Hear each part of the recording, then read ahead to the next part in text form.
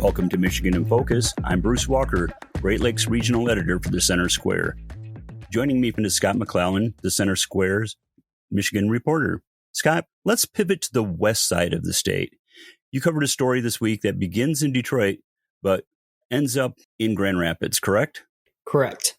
Metro Detroit developers want taxpayers to pay up to $123 million, or 82% of the cost of a mixed-use facility at Godfrey Avenue Southwest, south of Market Avenue Southwest. In Grand Rapids? Yes. And these developers are? It's a group of three guys, but one of the main developers is Ben Smith. He is one of the founders of Terra Novus Capital. Okay, so we're talking at individuals who have quite a bit of money behind them to begin with, and they stand to make quite a bit of money off of this at the end of the day. And from the last time I checked, Grand Rapids wasn't doing that badly. Well, I think Grand Rapids just wants to get rid of some sort of abandoned brownfield areas. Yeah. Yes. Sure. Yeah. Sure. So the project could qualify for $103 million in transformational brownfield credits and $20 million in traditional brownfield credits. And that's out of the estimated $150 million total cost for the project. That just means like we're going to pay for almost all of it if this is approved. But the city of Grand Rapids, it somewhat backs the project. It says that it would be good for residents and it would attract entrepreneurs because it's mixed use. There's a lot of different things involved in it. I get that. I spend a lot of time in Grand Rapids because I love Grand Rapids. It's a great place. I used to work there. And wonderful people.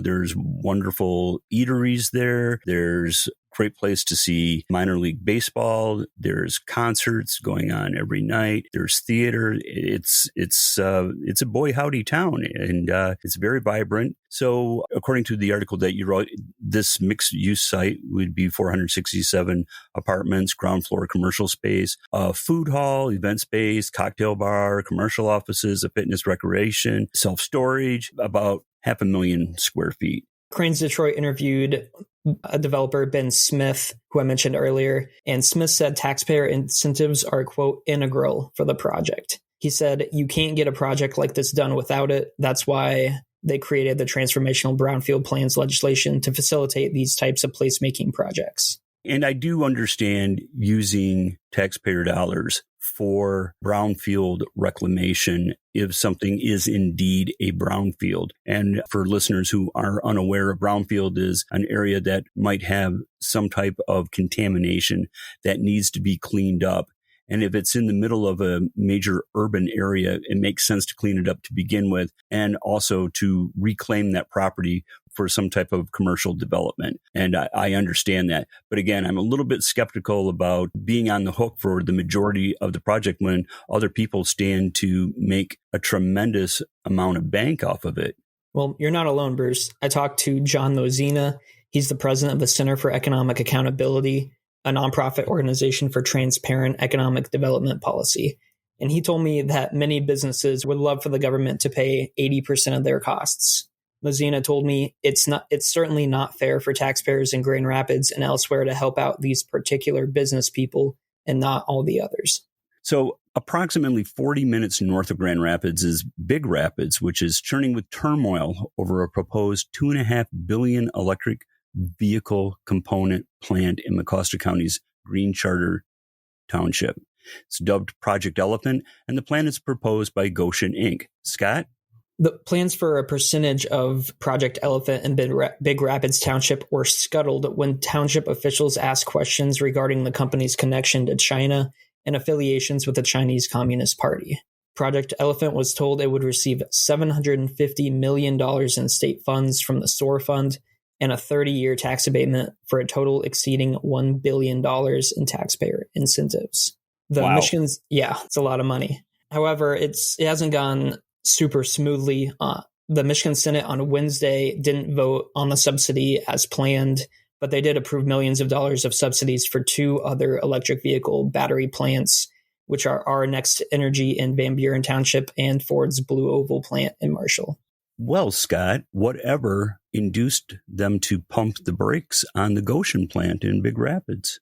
I think they didn't have enough votes, and even some Democratic lawmakers raised concerns with the project, some that the pay of, they just don't think it's a good idea for how much money the state is spending versus how many jobs are being created. Right. And it certainly can't help that former ambassador to the Netherlands, who was a West Sider himself, P. Hoekstra, has been asking for federal investigations and for individuals involved in the Goshen project to register as foreign agents because of the Chinese connection to Goshen. And another ambassador, Joe Sella, you spoke with him yesterday on the phone. And what did he have to tell you?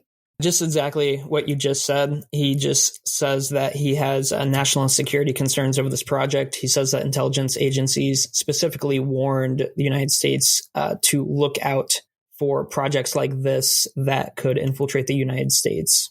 Leaders here in the state have decided to push forward with this. And the township, to a person, has stood resolutely with Goshen on this, even though there's still a lot of outstanding questions. So the people who live there, according to Jim Chapman, who is the township supervisor, told me yesterday that he thinks that it's a minority based upon the people that go into the township offices to pay their tax bills or email him. And he said that there was at one point in time 90% approval that has dwindled to 75%, but he still says it's a majority of people that support this. Although when I was in Big Rapids last week for a protest, and there was a meeting this week on Wednesday, was it Tuesday evening, the township board was there and people were given 3 minutes to make their feelings known to the board. And this went on for 2 hours and 20 minutes. And I watched the whole thing. It's online. That entire time of individuals giving 3-minute time limits to speak, only one person stood up to say that he actually supported this plant. That's curious. Did Chapman cite a poll regarding the 90% or 75% support? I don't understand how you would know that. He said polls are expensive. So they didn't conduct a poll. And he said, and if you could afford a poll, they can't be trusted anyway because the polls always come up with the results that you desire before the poll even begins. Tried to tell that to Rasmussen and Gallup and all sorts of other legitimate pollsters. Listeners can keep up with this story and more at thecentersquare.com. This is Bruce Walker, Great Lakes Regional Editor for The Center Square. Please subscribe and thank you for listening.